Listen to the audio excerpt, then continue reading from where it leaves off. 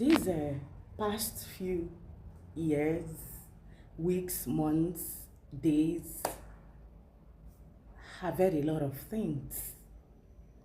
And one of those things I have actually heard is, why are you forming as if you're happy when you're always crying? When did tears become a sin? One of the things most people do not understand is mothers like us sometimes cry. Personally, let me talk for myself. I cry sometimes not because my son have Down syndromes. I chest this sentence. I loud this sentence. In most of my posts, I write it. Sometimes I shed tears because of other complications attached to this diagnosis. Mothers like me sometimes shed tears because of the society, and I do shed tears too because of the society these children are being born into, which is not friendly, which is not accommodating, which is very, very toxic for them, because we have to think, what if we are not with them? Mothers like us sometimes cry because we do not have support. Mothers like myself sometimes cry because of your negative opinion, discrimination, stereotype, and bully against these children. Mothers like me sometimes cry because of the negative perceptions and assumptions you hold about or against these children. And what actually makes you think that having a special needs child denotes sorrows, it denotes pain? Mothers like me sometimes cry because at times our child gets through that. At times we see our child go through certain episode, and you can't even help. The responsibility of catering for a child with disability is a lot, and most people do not have. In fact, we don't even have the support in Nigeria generally.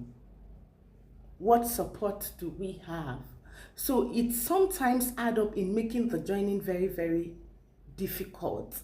So parents have to think of ways to navigate through this joining to help their children. At times it can be so overwhelming. At times it can be so emotional. As long as it has to do with children with disability, you can go to hell. Only a few people that still have humanity left in them that will understand. The government does not have any plan for these children. They don't even have them in their, any new government that comes, they present their manifestos and everything. These children are not in the picture. So they are obviously on their own. But it will interest you to know that even typical children without diagnosis, without disability, have complications. I've seen typical children with holes in the heart. I've seen typical children with thyroid issue, even adults. I've seen people who are devoid of disabilities with other issues. But you know, I've come to realize that once it has to do with special needs children in the society, everybody have an opinion, and mostly a negative opinion. So you think having a special needs child dry tears from our eyes? No, we are human. We have feelings, we have emotions, and it will interest you to know that tears does not denote weakness. At times, tears denote liberation, like you just let it out. People have several ways of expressing themselves.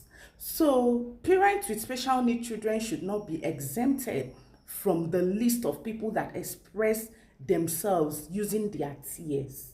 You know, at times people get to use words like, am I the one that asked you to give birth to a special needs child? Ndi God, because of Odobasi, because you're God that gives children. It will interest you to know that every good and perfect gifts come from God, and children with disabilities are not exempted because they are perfect gifts from God.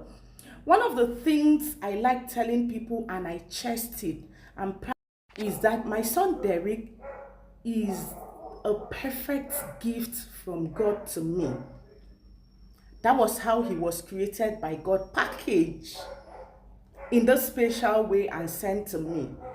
How did I know this? Because I never go to anywhere in search of a child. I never did anything extraordinary to have a child. I never did any sacrifices anywhere.